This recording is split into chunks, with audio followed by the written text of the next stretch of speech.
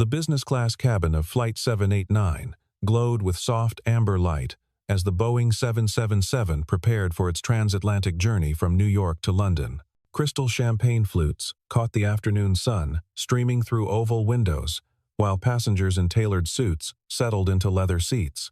Among them, Astrid Sterling adjusted her crimson designer dress and watched with barely concealed amusement as a man struggled with an oversized carry-on while balancing a pink backpack decorated with unicorns.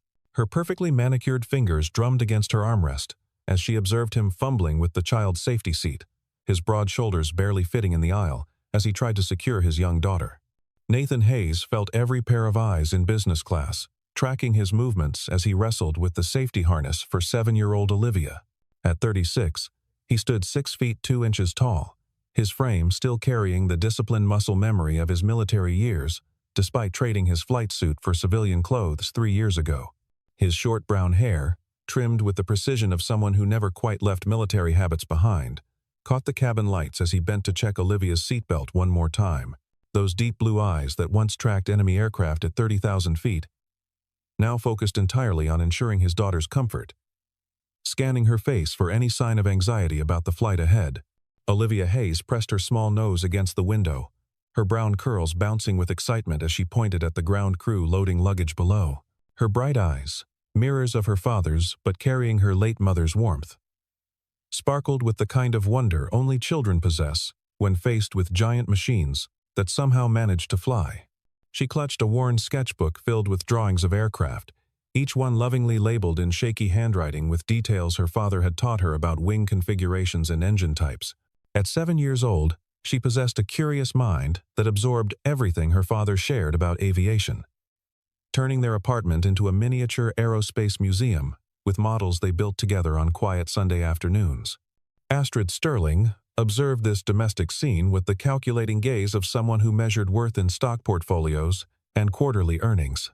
At 34, she commanded boardrooms with the same ease most people ordered coffee, her blonde hair styled in a power bob that had become her signature look across Fortune 500 profiles.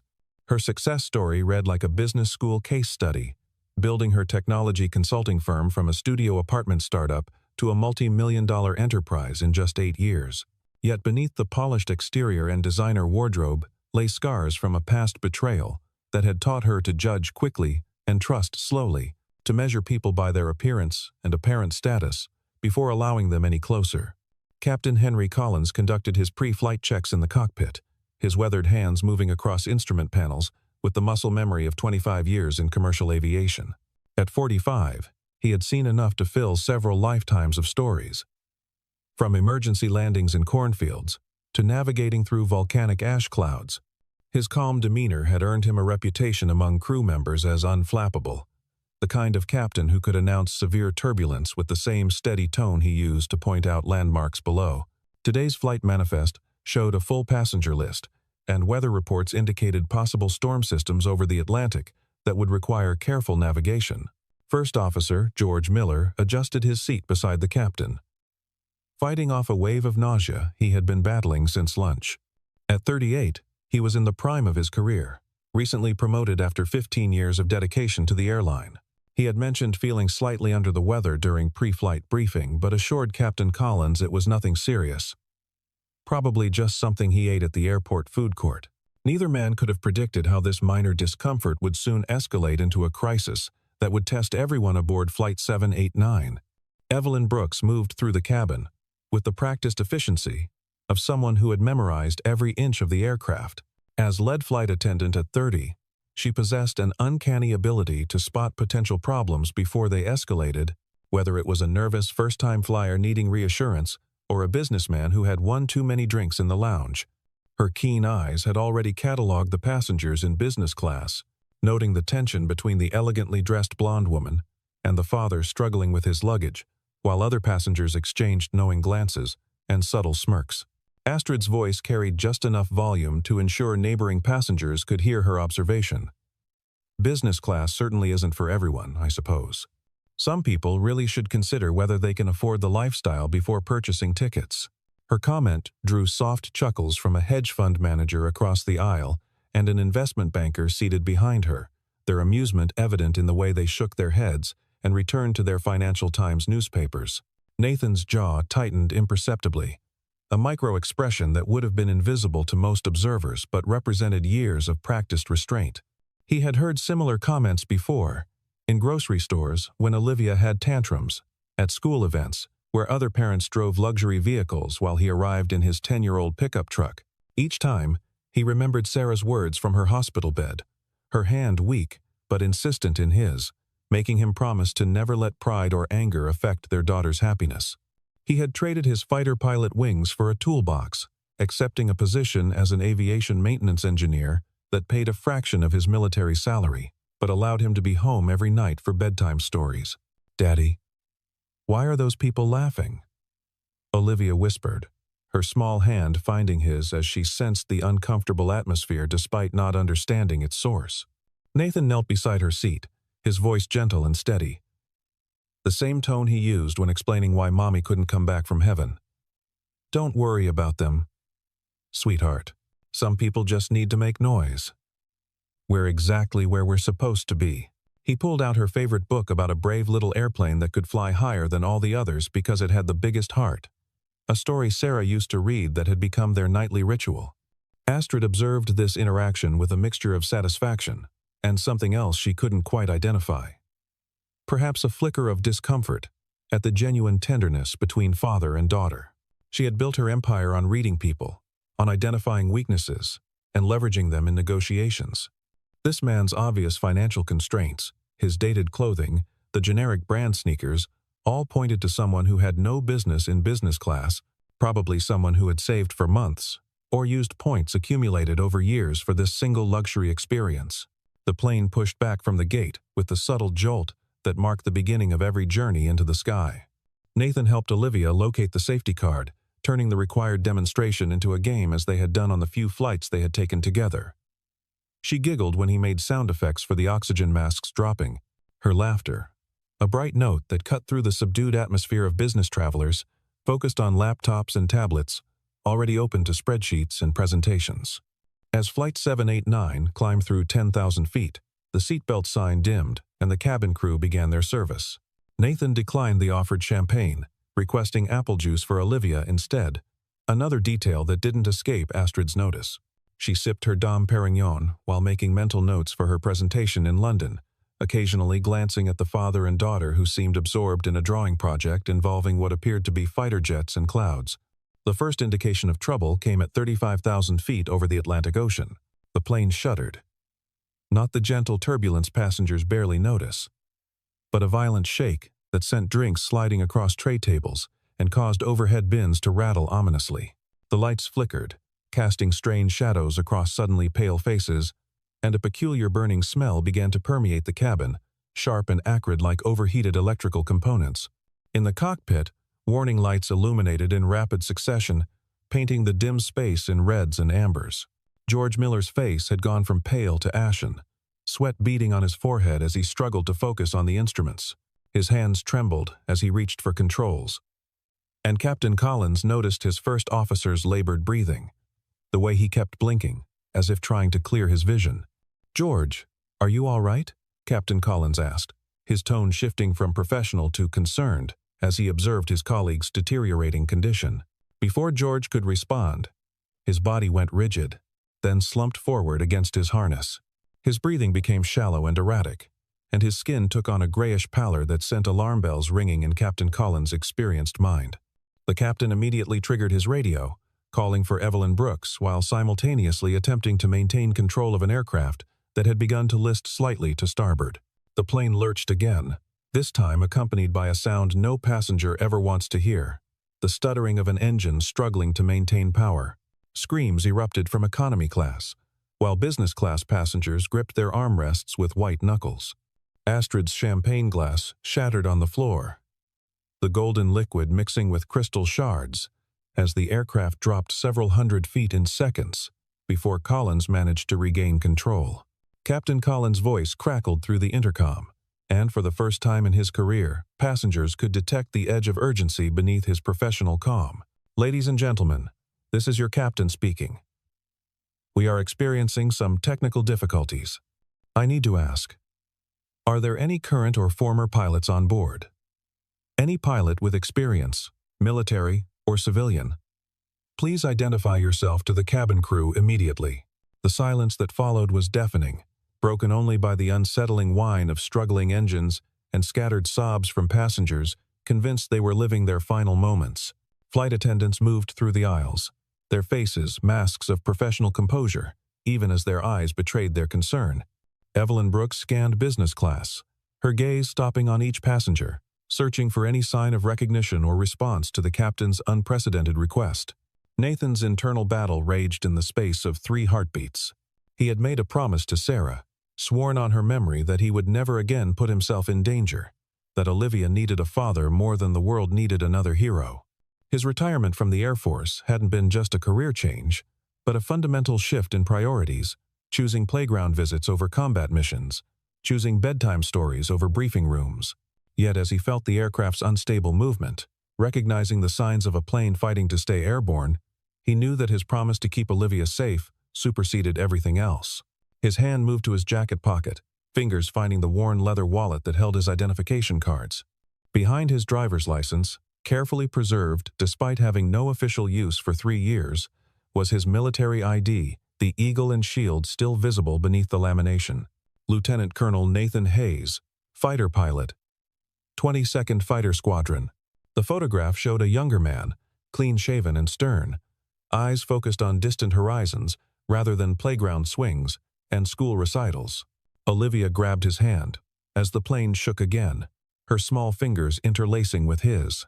"Daddy, are we going to be okay?" Her voice remained steady, carrying the implicit trust that whatever happened, her father would handle it, the same way he handled nightmares and scraped knees and questions about why some people had mommies and she didn't.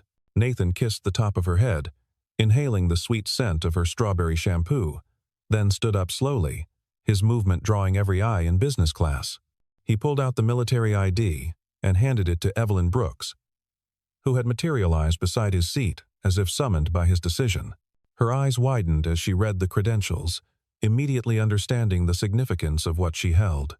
"That's my daddy," Olivia said softly but proudly, to no one in particular, her chin lifting as she watched her father follow the flight attendant toward the cockpit. He flew the fastest planes in the whole Air Force. He can fly anything. Astrid Sterling stared at the man she had dismissed as beneath her notice, watching his confident stride toward the front of the aircraft. The dated clothes suddenly looked different, the worn jacket revealing itself as military issue. The precise way he moved through the narrow aisle speaking to training and discipline rather than social awkwardness. Her champagne-clouded mind struggled to reconcile this revelation with her earlier assumptions, the cognitive dissonance creating an uncomfortable knot in her stomach that had nothing to do with the plane's erratic movement. Nathan entered the cockpit to find Captain Collins wrestling with controls, while George Miller lay unconscious, strapped in but clearly incapacitated. The instrument panel showed multiple system warnings, and Nathan's trained eye immediately cataloged the critical issues: hydraulic pressure fluctuations, engine temperature spikes, and what appeared to be a partial electrical failure affecting navigation systems. The smell of burning electronics was stronger here, and through the windscreen, he could see storm clouds building ahead, dark towers of cumulonimbus that would test even a fully functional aircraft. Lieutenant Colonel Nathan Hayes, retired Air Force, F-22 Raptor pilot, Nathan announced, sliding into the jump seat behind the pilot's positions. 2,000 combat hours, another 1,000 in training and transport aircraft.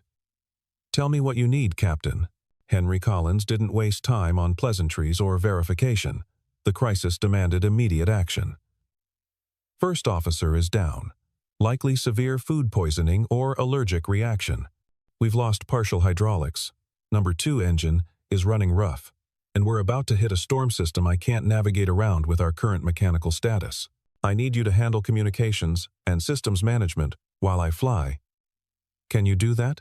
Nathan was already reaching for the spare headset, his hands moving across unfamiliar controls with the adaptive thinking that had made him one of the Air Force's top pilots. "Copy that, Captain.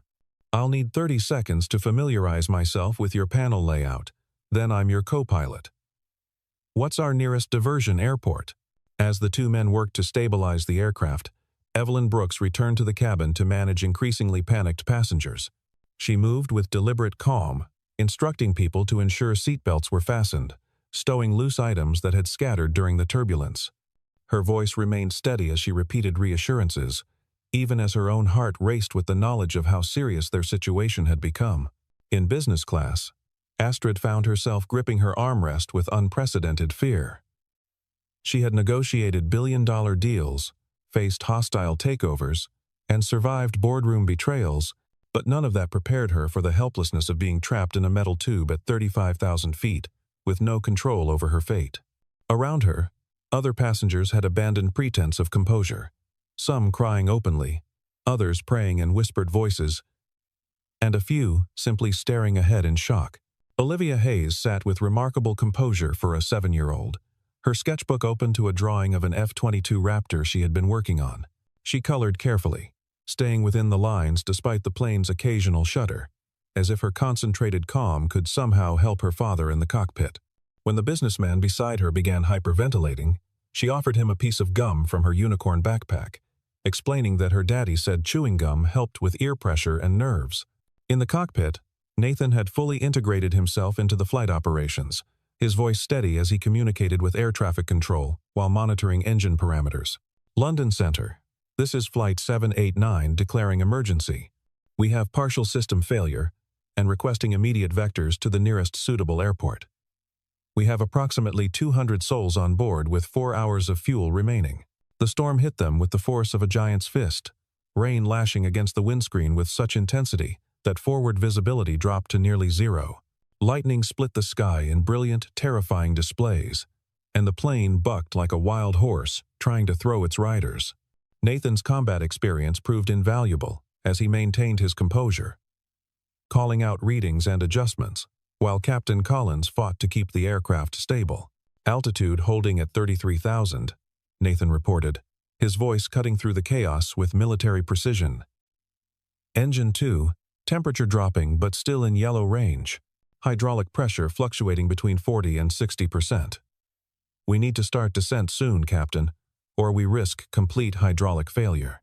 Henry Collins nodded grimly, appreciating the calm competence of his unexpected co-pilot.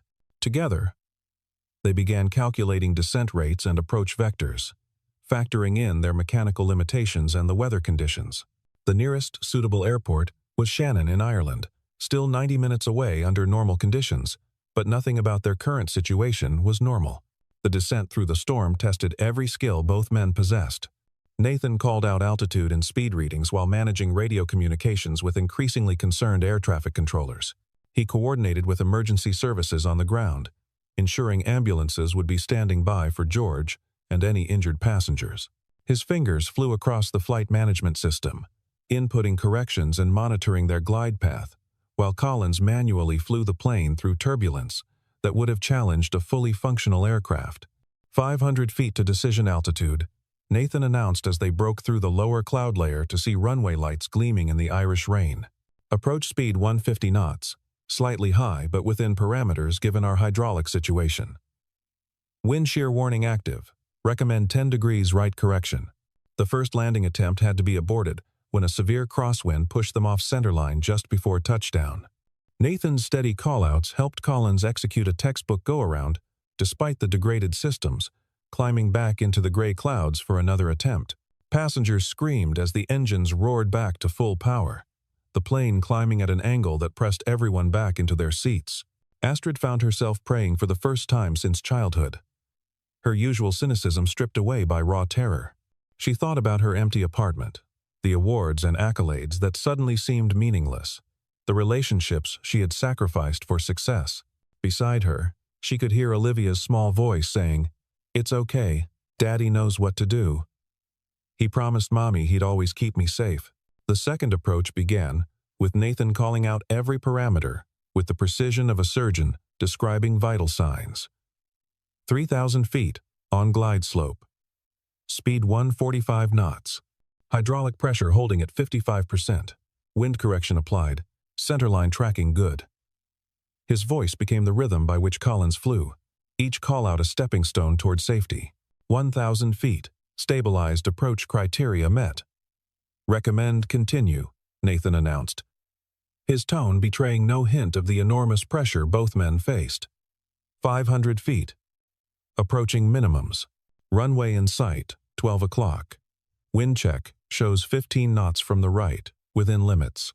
The main landing gear touched down hard enough to bounce once before settling, the nose wheel following with a thump that sent relief flooding through 200 passengers. Reverse thrust roared as Collins fought to slow their momentum on the rain-slicked runway, Nathan calling out decreasing speeds while monitoring brake temperatures and hydraulic pressure. They used nearly the entire runway length before coming to a stop. Fire trucks and ambulances already racing toward their position. The cabin erupted in applause and tears of relief, strangers embracing strangers, the shared trauma of near-death creating instant bonds. Evelyn Brooks' professional composure finally cracked as she wiped tears from her eyes while directing the evacuation of George Miller on a medical stretcher. The first officer was conscious but weak, managed to give a thumbs up as paramedics wheeled him past the passengers who owed him and his colleagues their lives. Captain Henry Collins powered down the engines and turned to Nathan with a handshake that conveyed more than words ever could. "You saved us all, Nathan. That was some of the finest flying I've ever been part of. The Air Force lost a hell of a pilot when you retired." Nathan removed the headset, suddenly exhausted as the adrenaline began to fade. "Just did what needed doing, Captain. Any pilot would have done the same." But both men knew that wasn't true.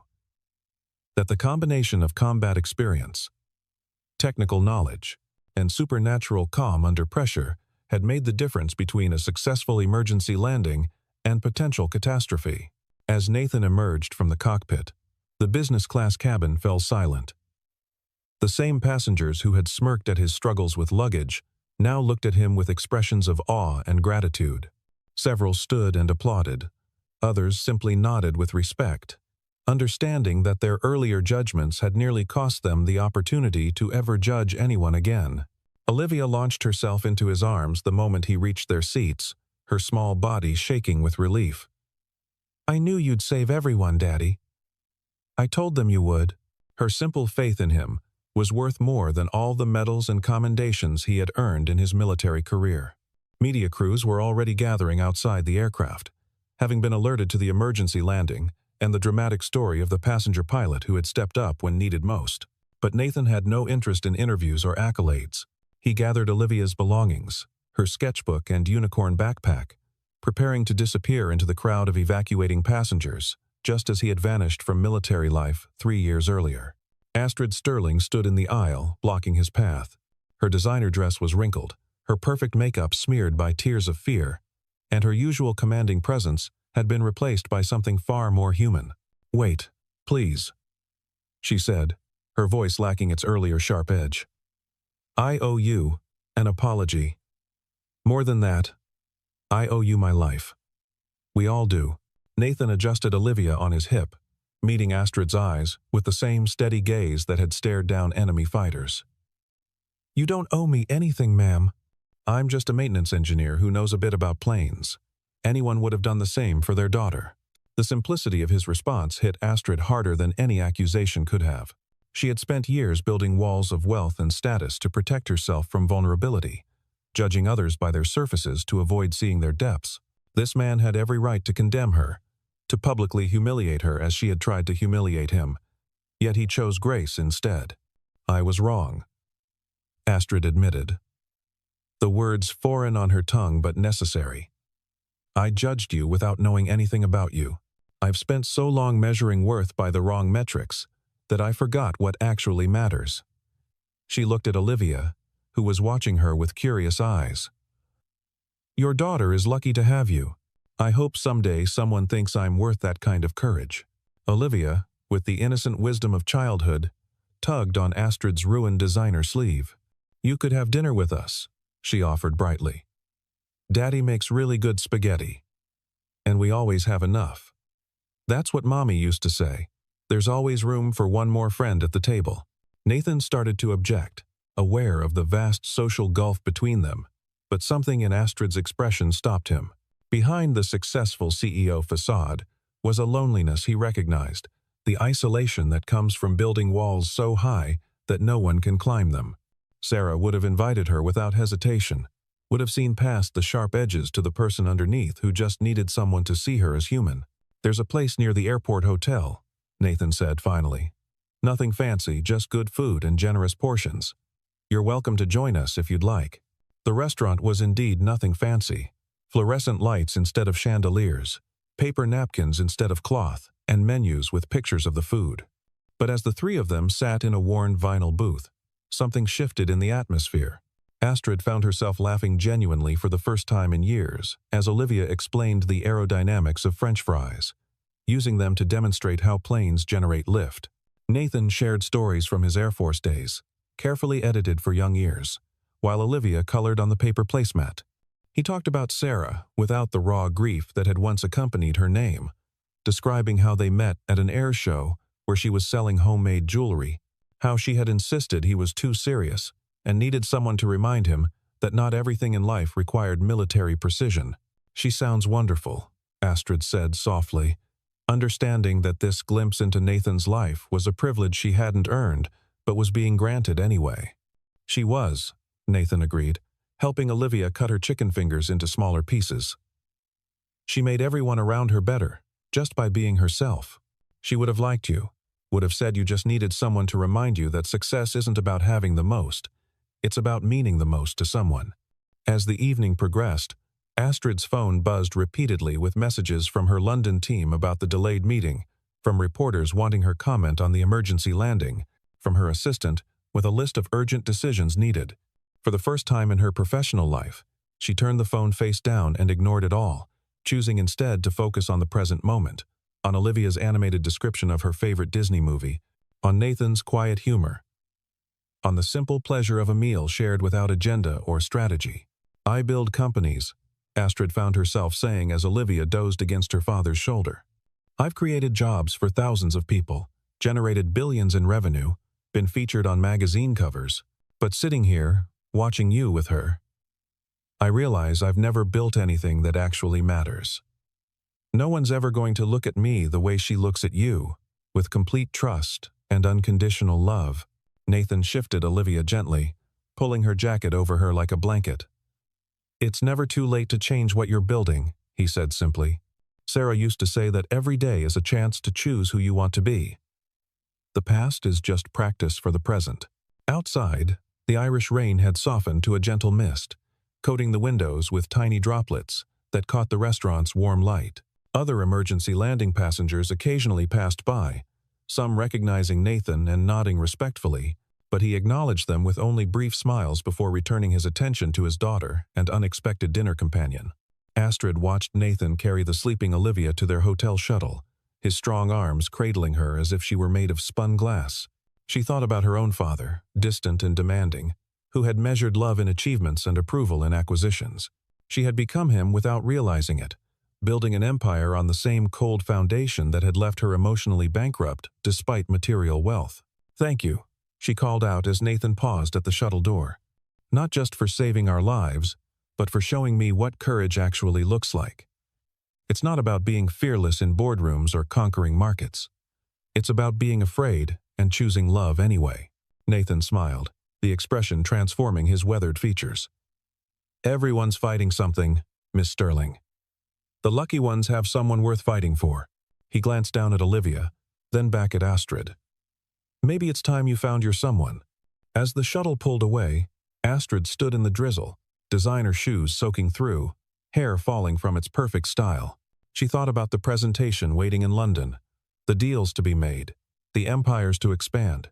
Then she thought about Olivia's innocent invitation to dinner, Nathan's quiet grace, the warmth of that shabby restaurant booth.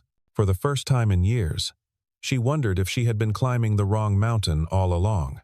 The news cycle picked up the story within hours, the dramatic tale of a humble single father who saved a plane full of people spreading across international media.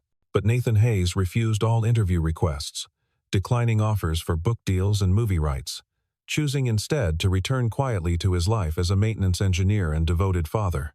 He had made a promise to Sarah to live for Olivia, and that didn't include fame or fortune, just presence and love.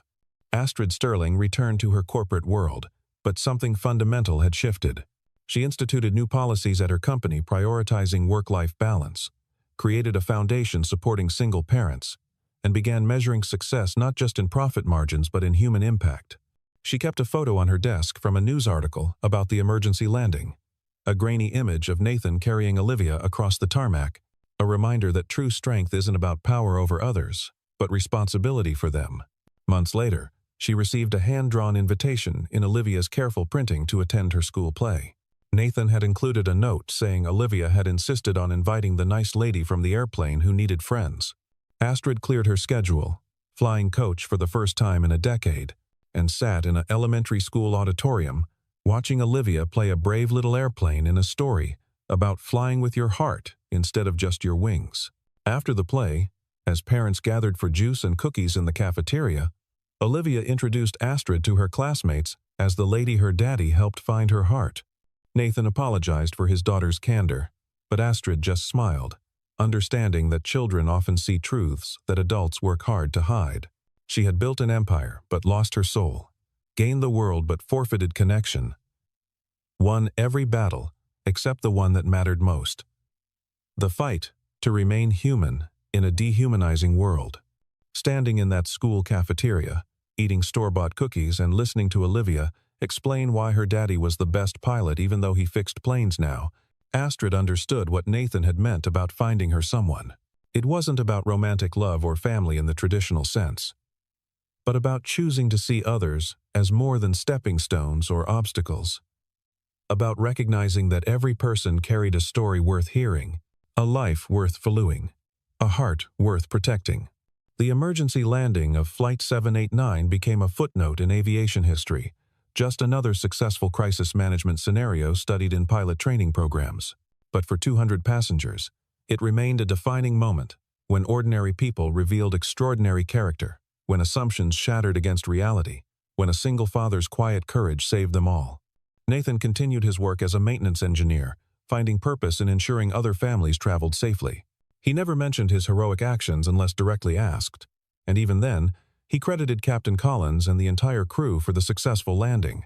His life remained centered on Olivia, on homework help and soccer practice, on bedtime stories and morning pancakes, on keeping his promise to Sarah that their daughter would grow up knowing she was loved more than life itself.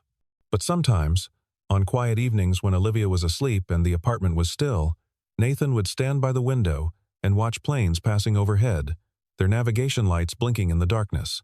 He would think about that moment of decision in business class, about choosing between a promise to stay safe and a promise to keep her safe, about how sometimes the greatest courage isn't in the dramatic gesture, but in the daily choice to show up, to be present, to love without reservation or requirement.